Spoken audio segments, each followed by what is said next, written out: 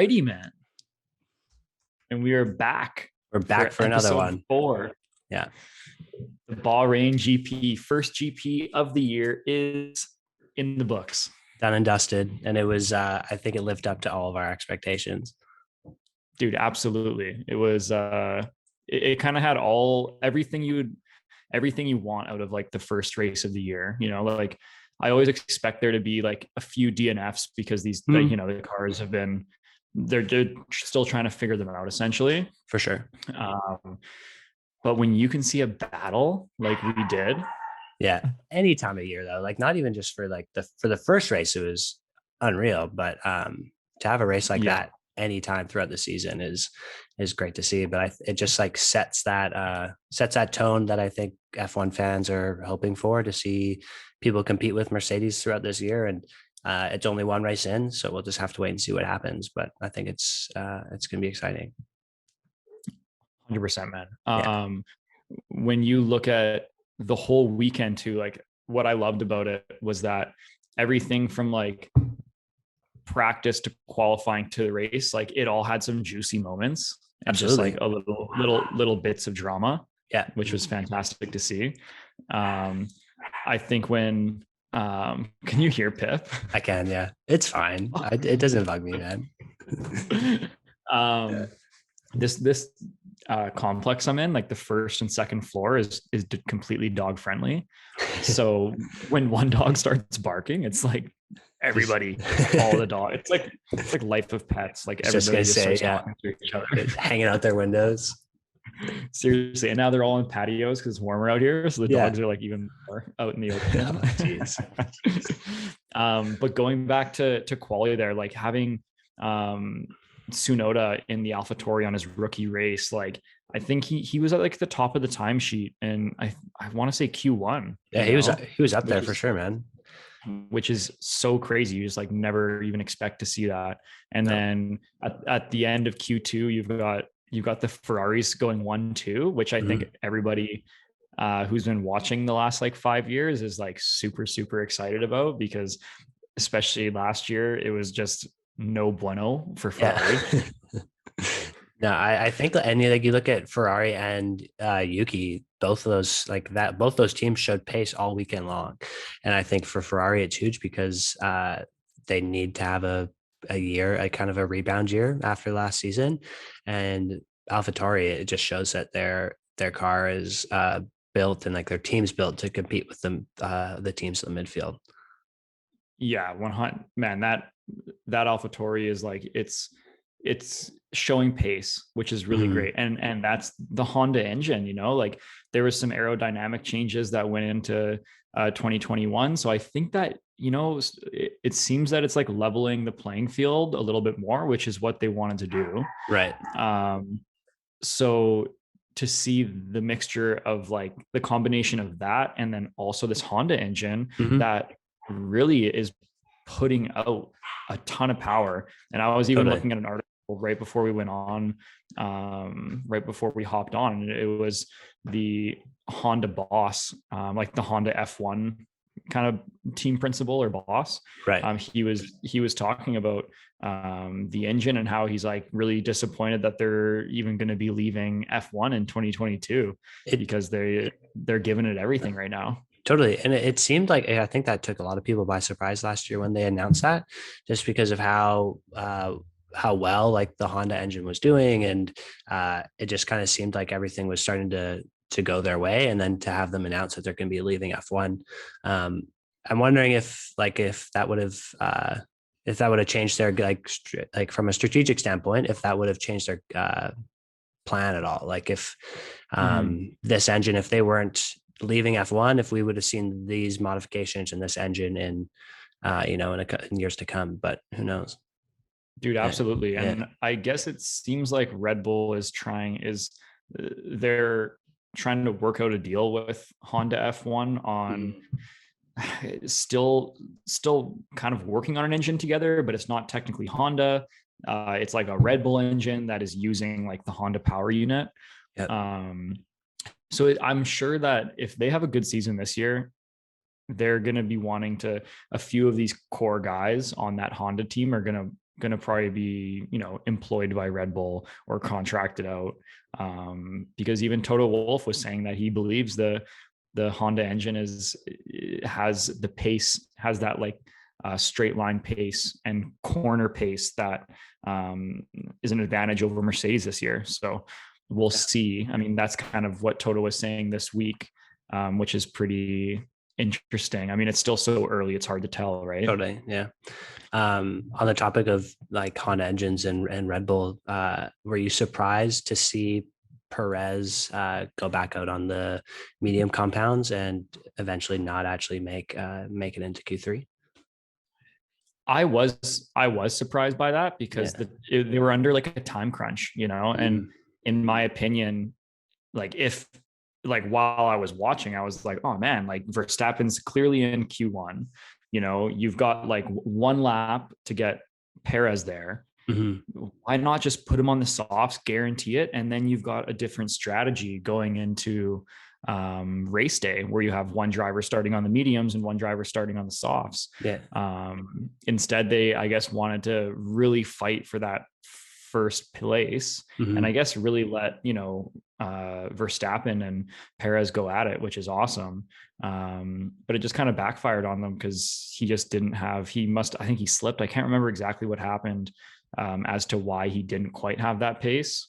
I remember there was yellow flags, but I don't think it interfered with his lap. I think it was just probably the same set of mediums that he was out before, and they were just slower. And you put him on the softs, and you don't want to guarantee anything, but he's more than likely into Q3. And then you have two Red Bulls at the front of the grid, and it was just kind of like the same thing that's been the same, like broken record over year. Max at the front of the grid, and then his teammates like battling through the pack trying to help him, and he's just kind of like out there by himself against these two Mercedes. Totally, man. And then on top of that, during the formation lap, to have he starts like P12 or P11, Perez, like something right in that area, and then all of a sudden his car just dies on formation lap, like everything just turns off, steering wheel turns off, like the electronics completely cut out, and now he's at the back of the grid. Luckily, they rebooted the system, and Perez was actually praising the Red Bull team, on how quickly they restarted that system. Because he was thinking that they were just going to be done for, a DNF right off the start. For sure, and he still had a great result in the race. Straight, like started from the pit lane and battled up like through the pack, and I think you have him at the front of the grid, and it's just it's going to be so exciting. Dude, it's going to be really good. I think he even got voted like driver of the day by the fans. I think so. F1. And he finished P5, wasn't it? I believe so. Lando was. I think Lando was P4, and he was P5, starting from the pit lane. Starting from the back pit lane. So that just shows the pace of that Red Bull, and then also like the skill of Perez, in my opinion. No, 100%. And poor Vettel, man, in qualifying, it's like he had such a shitty season last year. With a lot of mental things, and his performance just wasn't there against Charles. And now he's on a new team, Aston Martin. He's partnered into it. And during qualifying, he gets caught up in a yellow flag situation, which then starts him like way farther back than he'd want to be. Oh man. It's frustrating because everyone kind of thinks like this new Aston Martin team, it's a fresh start for Vettel, and it obviously just like wasn't the race, and like nothing went planned. I had friends here even just saying like, oh well, it's too bad like Vettel's washed up and he's like not a good Formula One driver anymore. And it's like, you can't say that after one race with a new team, but I think if the season goes the same it kind of did last year with Ferrari, then you probably start to consider it. Absolutely.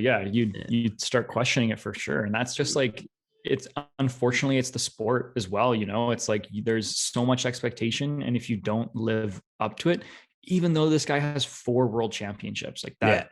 Exactly. That is crazy. That's mind blowing, and all of a sudden people are saying he's washed up, and it's like, It's nuts. No, Yeah, I yeah, feel for the guy, but also it's like while you're watching, you're like, come on, man, like let's, totally. It's you know, frustrating. And you almost wonder if it's prove just what you're like, worth. yeah, like it must just be mental for him.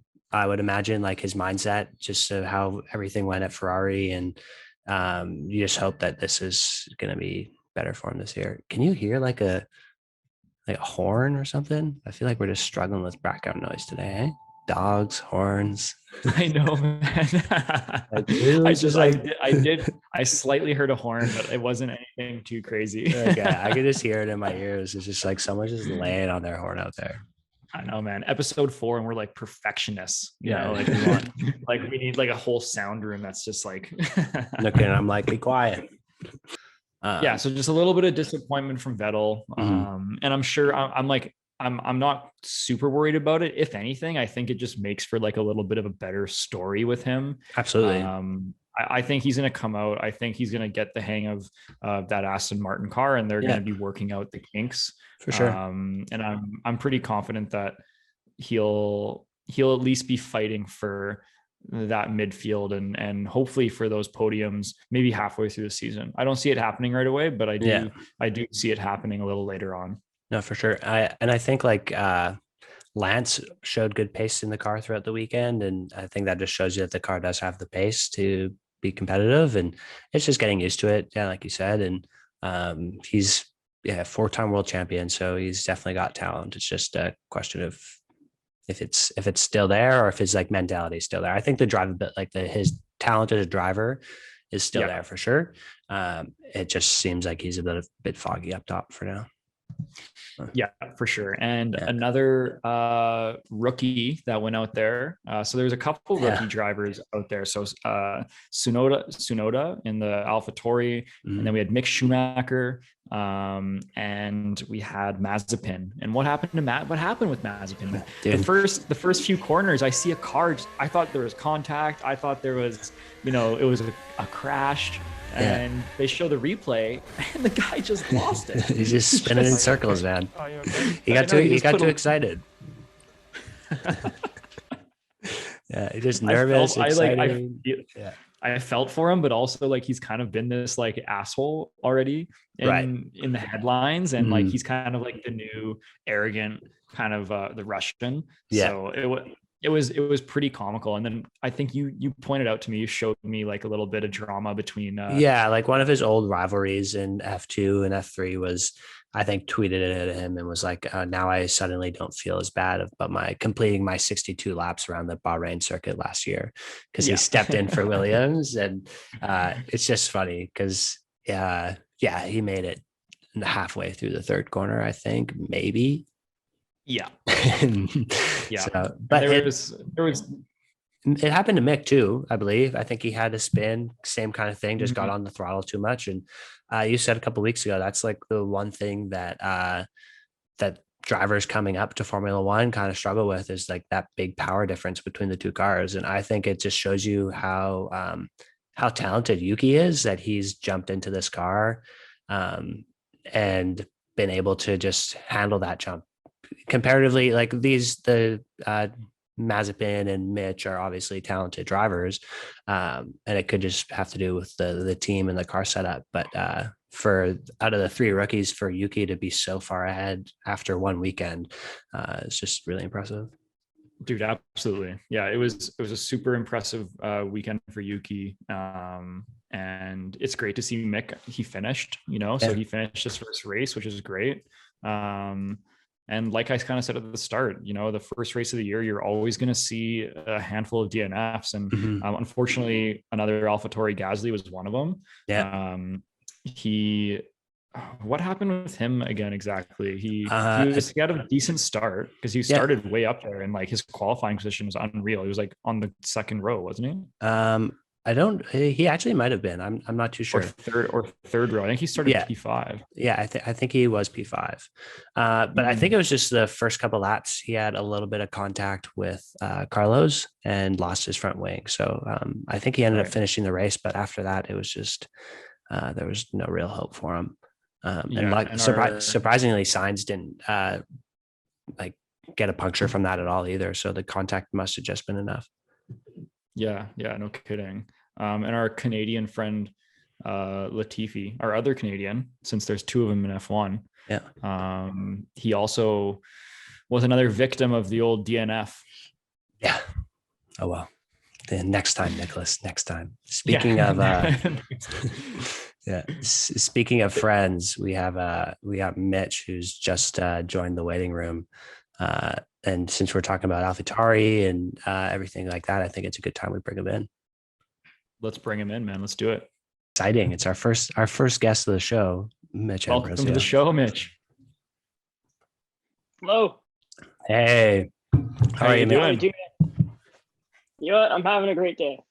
Good. I love those photos on the back of your wall, bud. Yeah, they look good, hey? Yeah, they look great.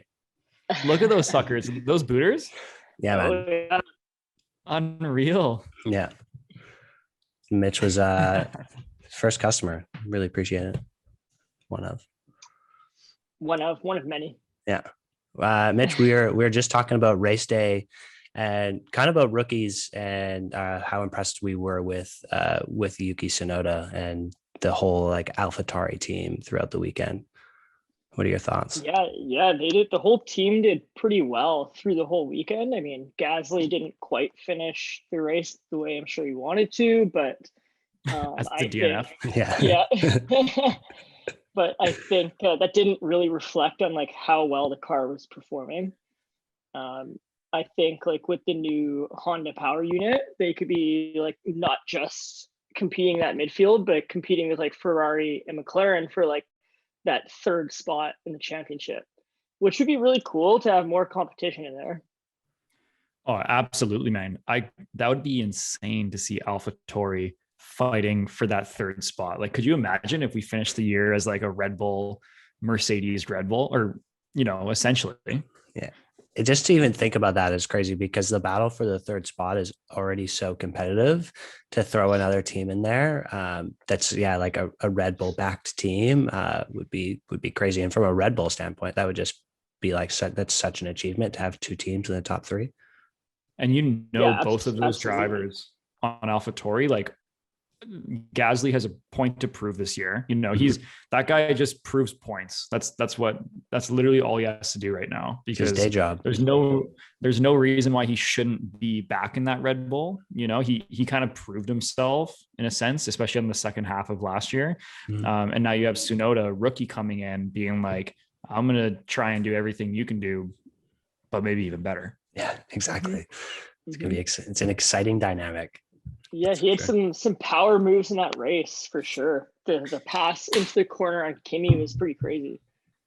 Super crazy, man. His and I was just saying to Jordo before he came on, just his driving style and his like ability to get used to that new car so quickly is really impressive. So I think it's going to be an exciting season for him. Definitely. I mean, finishing 9th in your first race, like finishing in the points, is pretty great. Oh, it's massive. Especially considering how he probably would have qualified for Q3 if they didn't change up his tire strategy. Yeah, no, 100%. Man, yeah, that was very impressive. And I'm just excited to see, Gasly, him qualifying P5 was so impressive that like, if they can, like you just said, if they can have, just consistent performances from these young guys, man, they got a shot to make a name for themselves. And I love they're doing it under the AlphaTauri name. Oh, it's great. Yeah. It's pretty cool for sure. It's very exciting. What I was going to say, what are your guys' thoughts on McLaren? They had one hell of a race for both Lando, especially, but even Daniel on his first race with McLaren, finishing P7 did really well. Booter, what are your thoughts there? I mean, I've always been a big Danny Rick fan, like as you guys know, and being down under, I feel like I got to cheer for the guy now.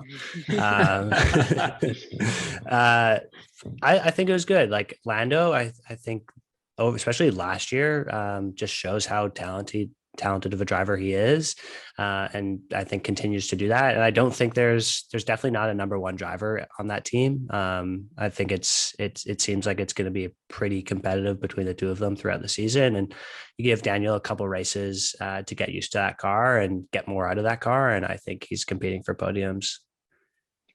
Absolutely. I think it's going to be a really, really fun season with McLaren, because even with their compete level with like Ferrari, I feel like that's going to be a really, really good talking point and rivalry like throughout the season.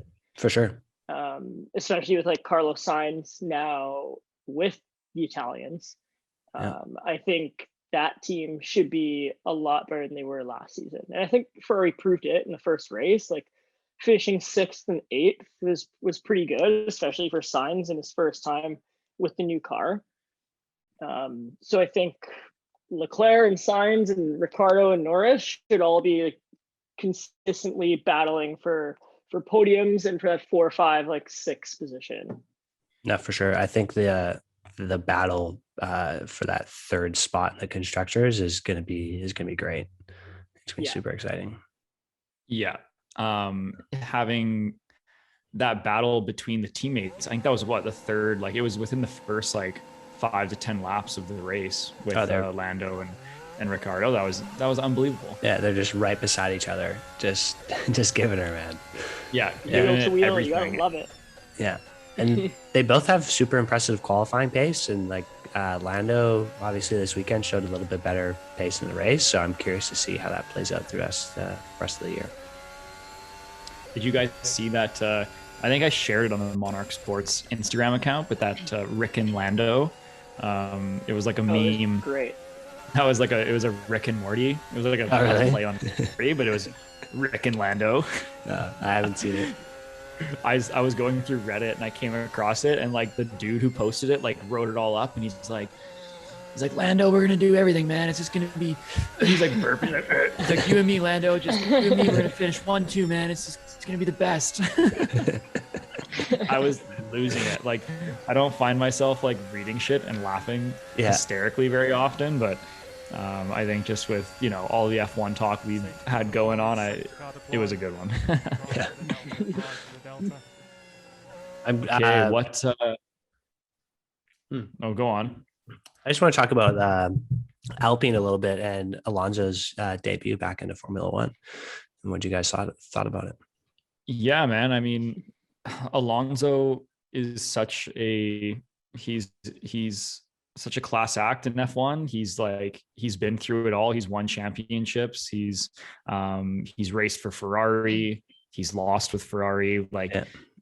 And he's been that like fiery kid, and now he went out of F1. He's doing the old retirement and then out of retirement play, which, it is interesting. You love to see it in sports. It happens all over the place. Yeah. And in this sport, it's pretty interesting. It's pretty bold, I think, to kind of be out for 2 seasons and then come back when you're turning 41. Isn't he turning 41?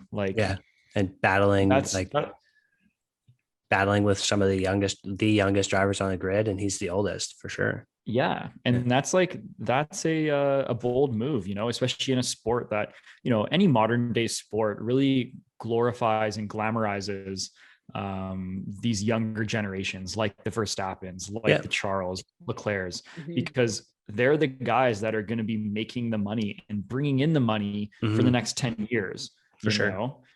So to kind of come back and then to even be a bit cocky and, finish, he had a good qualifying, like he did decent in qualifying, and then he's like, well, we're just going to have to pass them on the first few laps because he finished behind Ricciardo and a Ferrari or something. Yeah. I think it shows you how much he still loves Formula One. If you're coming back at 41 years old, you just like love and breathe the sport. So it's fun to see. Yeah, to see that passion is unreal, and I think we'll see some good battles. I'm gonna even love seeing like a Raikkonen, Alonso, Vettel battle. These dudes have just been racing with each other for the last 15 years. Yeah, it's crazy. And then definitely, I think it'll be super fun to watch again. It's just different now than it was a few years back. You know, they Yeah. were racing for first place. They were all racing for the podium. Yeah. You know, and now they're unfortunately kind of at the twilight of their career with these lower teams. So they're kind of like racing that back to middle of the grid. For sure. Yeah. If we see a battle between the three of them, I'm going to go if it's probably for like a 10th. Yeah. maybe, Yeah. maybe, yeah, just in more to the points. But how much time off do we have until the next race? 2 weeks, man. I think 18th is the next race. So we still have, you know, about 2 weeks. Mitch was just telling me how the Chinese Grand Prix in Shanghai got canceled a few weeks ago, was it? Like maybe I don't exactly know when it was, but yeah, I think they canceled it before the season started. Yeah. So that typically would have been probably this weekend, and then to the 18th. But I was kind of looking at the schedule, and so the 18th we're heading to Italy, and then in 2 weeks it's Portugal, but then it goes back to back weeks pretty quickly there. So we're gonna get our fair share of F1 coming up in the spring here. But it's definitely not like last year where they were back to back. We had like triple headers. Yeah, that was wild for sure. Yeah, we got way too used to that. The next two races should be really fun. Imola and Portimao will be super, super fun to watch because I think, you know, now these tracks are more. I mean, Mercedes is suitable for any track on this like this season because they're the best team, the best car. But I feel like Red Bull will have a little bit more of that pace with these kind of like less, like they're not as fast as say Bahrain. Like Mercedes was kind of expected to run away with like that Bahrain race, and they didn't. Absolutely, which is super cool to see. That's been like the most dominant track for Mercedes in the last 5 years. Like they've just succeeded, like qualifying, race wins. They've won there. I think I've been on pole position there for like the last 5 or 6 seasons. Yeah. So to see those Red Bulls coming in, to these European circuits is going to be very fun to watch. Yeah, absolutely. Well, I just want to I want to give a big thank you to our sponsor on the beer today, B&A with the Brilliant Idiot, and with the little Pip. The little Pip. I'm sure I can find B&A beer here somewhere. Turned it into a little planter there. Exactly. Well, ran out of beer pretty quick. Yeah. Well, yeah. Thanks for tuning in, guys. Thanks for coming on the show, Mitch. Of course, and anytime. Maybe we'll do a little pre-Italy race lead up next week, or we'll see you the week after for the Grand Prix. I mean, talk predictions. We can make some bold guesses. Absolutely, man. It's getting exciting. I'm just like, I'm so pumped. Like I don't want to fast forward time here because like spring and summer are just awesome months, but like I cannot wait to see what the standings are looking like in August. Oh yeah, dude. And then October, November, and then you're gonna be maybe over in Melbourne. Fingers crossed. Yeah, we'll see. I'm on probably a massive waiting list to get tickets, but I'm gonna do everything I can to be there. Yeah, that'd be pretty sweet. Yeah, it'd be great. Well, thank you everyone for listening. If you've been tuning in before, we appreciate it and hope you come back, and we're excited to talk about Imola.